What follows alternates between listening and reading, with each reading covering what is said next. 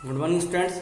आज का हमारा टॉपिक है सहयोगियों के साथ जानकारी साझा करना और प्रतिबद्धताएं बनाना। मतलब सहयोगियों के साथ कम्युनिकेशन स्थापित करना और उनको उनके लक्ष्यों के बारे में जानकारी देना। जब भी हम किसी टीम में काम करते हैं तो हमारी टीम को क्या होता है कि उनके लक्ष्य पता होना चाहिए और उनके जो लक्ष्य हैं उसके अकॉर्डिंग वो लोग उसको टारगेट को अपने प्राप्त कर पाएंगे, अपने लक्ष्य को। और वो लक्ष्य हम कैसे बता सकते हैं? उन्हें कम्युनिकेट करके, कम्युनिकेशन करके, उन्हें बताकर, उन्हें चीज़ों को समझा करके उन्हें किस प्रकार से कार्य करना है। किसी भी संगठन में लक्ष्यों को प्राप्त करने के लिए संपूर्ण जानकारी देना जरूरी है किसी भी टीम को।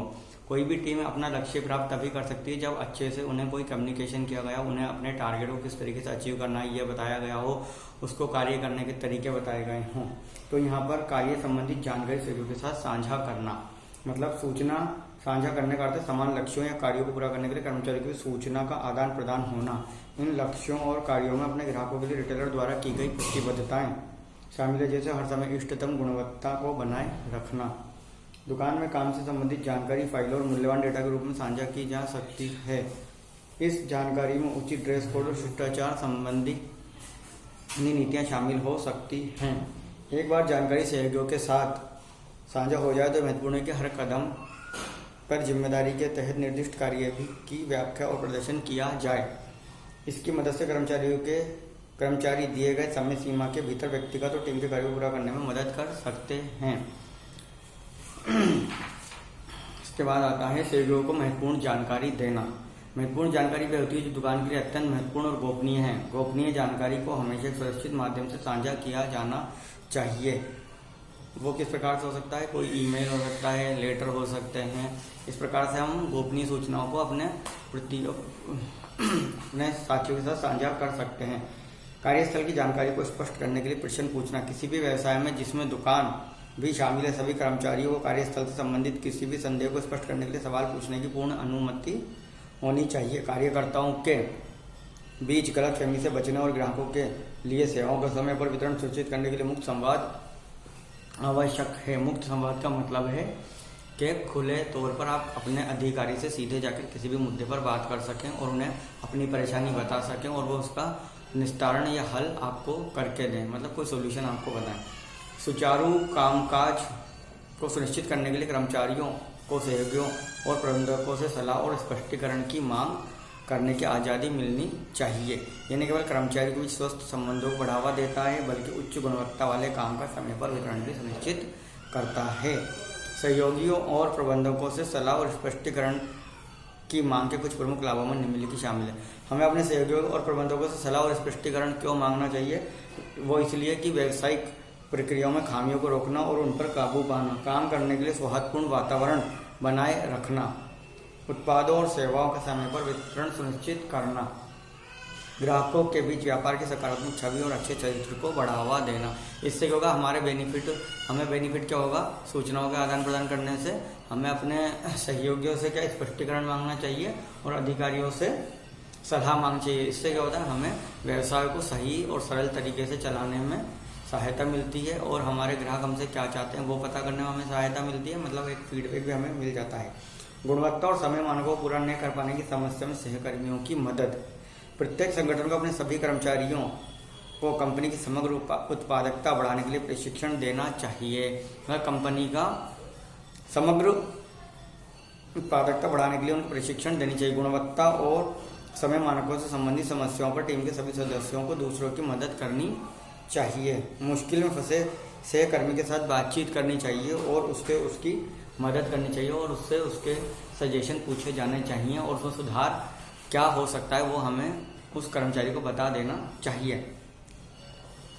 उदाहरण के लिए मान लीजिए आपका कोई सहयोगी है, उससे कोई कार्य करने में बहुत ज़्यादा कठिनाई का सामना करना पड़ रहा है और आप उस कठिनाई से अच्छी तरीके से वाकिफ़ हैं, तो आप उसे बताएं कि वो इसे किस प्रकार से कर सकता है और उसमें क्या क्या खामियां हैं और वो उन्हें किस प्रकार से सुधार सकता है। इससे उसका हौसला बढ़ाएं, उसे समझाएं कि इससे घबराने की कोई जरूरत नहीं, इस काम को उसे किस प्रकार से करना है और उसे और बेहतर तरीके से किस प्रकार से कर सकता है। सहयोगियों की मदद कुछ अन्य उपयोगी सुझाव भी शामिल है। टीम वर्क को प्राथमिकता दें। इससे टीम का प्रत्येक सदस्य अपनी भूमिका और जिम्मेदारियों को बेहतर ढंग से समझ पाता है। सहयोगियों के साथ बातचीत करते हुए सकारात्मक और मित्रतापूर्ण रहें ताकि वे आसानी से आपके साथ अपनी समस्याओं और चुनौतियों को साझा कर सके।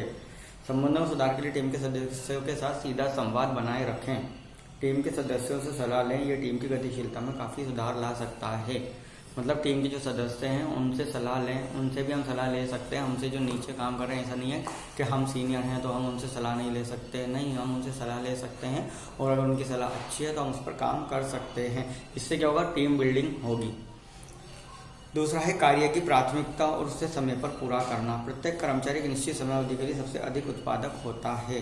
हालांकि एक निश्चित बिंदु के बाद कर्मचारियों की उत्पादकता कम होने लगती है। कई लोग पूरे दिन बेहद मुश्किल काम करते हैं। ऐसी नौकरी शायद ही उनकी उत्पादकता में कुछ जोड़ती हैं। काम का बोझ हो लेकिन उत्पादकता महसूस नहीं हो तो ये किसी कर्मचारी के अत्यधिक निराशाजनक और प्रेरणा को कम कर देने वाला हो सकता है। इसीलिए हर कर्मचारी को सही लक्ष्य पर ध्यान केंद्रित करना चाहिए और समय के साथ साथ अपनी उत्पादकता में सुधार करना चाहिए।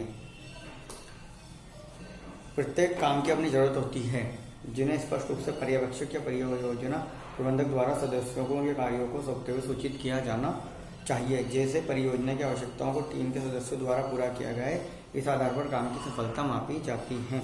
इन आवश्यकताओं को पूरा करने में विफलता समग्र कार्य की विफलता का कारण बनती है। इसलिए किसी भी नए कार्य को शुरू करने से पहले विशिष्ट आवश्यकताओं की जानकारी प्राप्त करना और उन्हें स्थापित करना और उन पर सहमत होना बहुत महत्वपूर्ण है। अब एक एग्जाम्पल है, मान लीजिए कुणाल और राहुल दोनों एक दुकान में काम करते हैं। आज किराने के सामान की सेल का दिन है, इसीलिए उन्हें किराने के स्टॉक को उलटफेर करने की जिम्मेदारी दी गई है। कुणाल ने केवल इस बात पर ध्यान केंद्रित किया और किराने के स्टॉक के साथ काम करना शुरू किया, लेकिन राहुल ने स्थिति को महत्व नहीं दिया और नहीं समझा और अपने पिछले दिन के बचे हुए काम पर ध्यान केंद्रित किया। परिणाम स्वरूप कुणाल को पर्यवेक्षक द्वारा सराहना मिली, जबकि राहुल को अपने काम का औचित्य साबित करने के लिए कहा गया। हालांकि दोनों ने दिन भर समान रूप से मेहनत की थी। कार्य की आवश्यकताओं को पूरा नहीं करने के कुछ सामान्य कारण इस प्रकार हैं। विशेष कार्य की जरूरतों से असंबद्ध समझ का अभाव, मतलब हमें जो कार्य करना है हमें उसकी समझ होनी चाहिए कि हमें कौन सा कार्य कब करना है, सबसे पहले तो। दूसरा ये जाने बिना कि जरूरतें सत्य है असत्य उनका निर्धारण करना। कई बार हम सोचते हैं कि यह काम हमारे लिए जरूरी है, हम ये निर्धारित नहीं कर पाते और हम वो काम करने लग जाते हैं। तो हमें ये पता करना है कि वो जो ज़रूरत है वो सत्य है या असत्य। कार्यों की ज़रूरतों को जानबूझकर नज़रअंदाज करना, हमें पता होना चाहिए कि हमें जो कार्य कर रहे हैं उसके लिए हमें क्या क्या ज़रूरतें हैं, तो हमें उसे नज़रअंदाज नहीं करने चाहिए। और दूसरा है, हमें अपने प्रबंधक से या मैनेजर से प्रश्न पूछने या शंका का निवारण करने में संकोच नहीं करना चाहिए और समय को बाधा नहीं समझना चाहिए। हम कई बार सोचते हैं कि ये काम है और उसे करने में बहुत अधिक समय लगेगा, तो हम वो काम नहीं करते और हम उसे छोड़ते जाते हैं, तो वो क्या होता है, पेंडिंग रह जाता है। इसलिए हमें क्या करना है, समय का निर्धारण करना है और उस काम को उस समय के अनुसार ही करना है। कार्यस्थल पर संतुलन प्राप्त करने के लिए काम और व्यक्तिगत प्राथमिकताओं को पहचानना। एक संगठन में निष्पादित कार्यों के विभिन्न प्रकार के कारण हो सकते हैं, जैसे कठिन कार्य, अप्रिय कार्य, उच्च प्राथमिकता कार्य। इन्हें दूसरों से पहले और निर्धारित समय अवधि के भीतर पूरा करने की जरूरत होती है। अप्रिय और कठिन कार्यों को आमतौर पर अधिक समय लगता है, जो उत्पादकता पर प्रभाव डाल सकता है। इसीलिए थकाऊ कार्यों पर खर्च समय को कम करने के लिए महत्वपूर्ण है कि समय और प्राथमिकता प्रबंध को प्रभावी बनाया जाए। इसी प्रकार घर और कार्यस्थल के बीच उत्तम संतुलन बनाए रखने के लिए व्यक्तिगत प्राथमिकताओं को समझना जरूरी है। कुछ उपयोगी सुझाव जो कर्मचारियों को घर और कार्यस्थल की प्राथमिकताओं के बीच संतुलन बनाए रखने में सहायक हो सकते हैं। घर और कार्यालय में कार्य करने के महत्व को स्वीकार करना, उनके महत्व और डिलीवरी के अनुसार कार्यों को प्राथमिकता देना, समय पर कार्य पूरा नहीं करने के परिणामों को समझना, पूछताछ तकनीक के प्रयोग से निर्देशों और कर्मचारियों जिम्मेदारियों को स्पष्ट करना।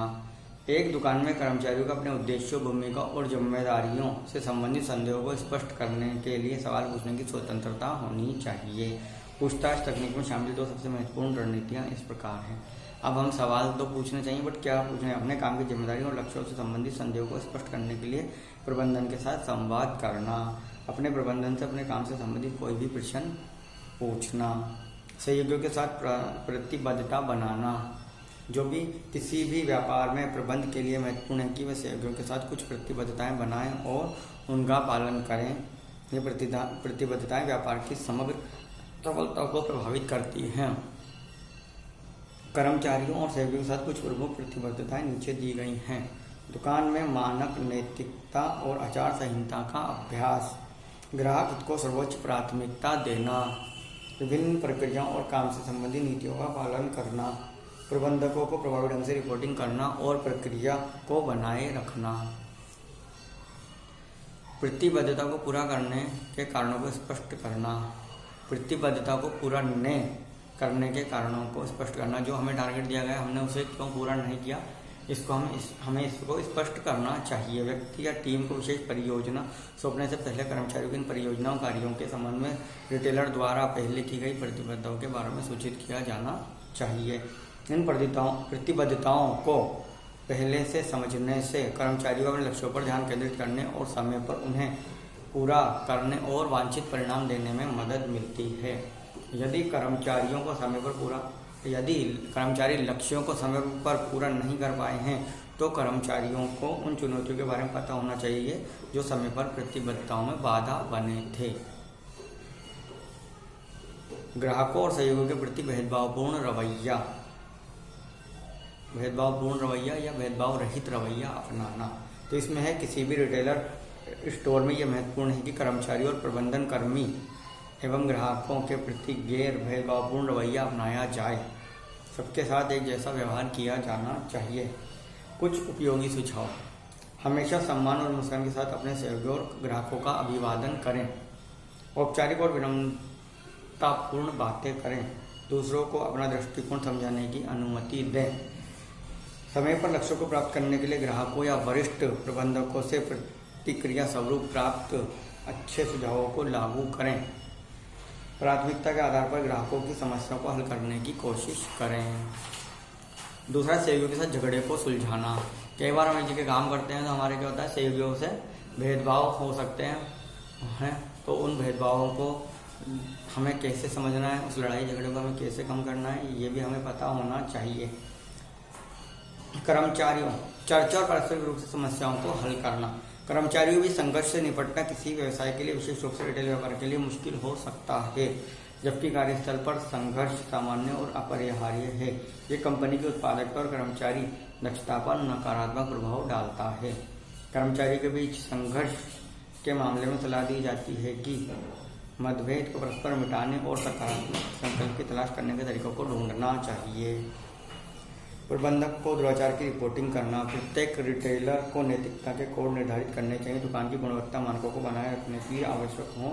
दुराचार में शामिल कर्मचारियों या कर्मचारियों के समूह द्वारा जानबूझकर किया गया काम जो स्पष्ट रूप से दुकान की नैतिकता के पूर्व निर्धारित कोड का उल्लंघन करता हो, दुर्व्यवहार की श्रेणी में आता है। ऐसी स्थिति में जल्द से जल्द संबंधित पदाधिकारी को सूचित किया जाना चाहिए। दुकान पर दुर्व्यवहार के कुछ उदाहरणों में निम्नलिखित शामिल हो सकते हैं। दुकान पर क्या क्या दुर्व्यवहार हो सकते हैं वो है यौन उत्पीड़न, महिला कर्मचारियों के प्रति पुरुष कर्मचारियों द्वारा उठाया गया अप्रिय या विपरीत कदम, आक्रमण या हिंसा, कर्मचारियों के समूह द्वारा अन्य कर्मचारियों या प्रबंधकों को नुकसान पहुंचाने का प्रयास। तीसरा है बदमाशी, लगातार ऐसे काम करना जो कार्यस्थल पर अन्य कर्मचारियों को परेशान करे। तो सहयोगियों के साथ संघर्ष को हल करते समय नीचे दिए गए कुछ पहलुओं पर ध्यान दिया जाना चाहिए। संघर्ष के कारणों की पहचान करने के लिए स्वतंत्र रूप से संवाद करना, उनके साथ बैठना, मीटिंग लेना और वो समझना कि उन्होंने ऐसा क्यों किया और अगली बार वो ऐसा नहीं करें, या फिर उन्हें उस स्थिति में आने न दिया जाए, मतलब उन्हें नौकरी से निकाल दिया जाए, अगली बार वो ऐसा कार्य नहीं करें। संघर्ष में शामिल व्यक्तियों को स्पष्ट रूप से उनका दृष्टिकोण पेश करने के लिए आमंत्रित करना चाहिए।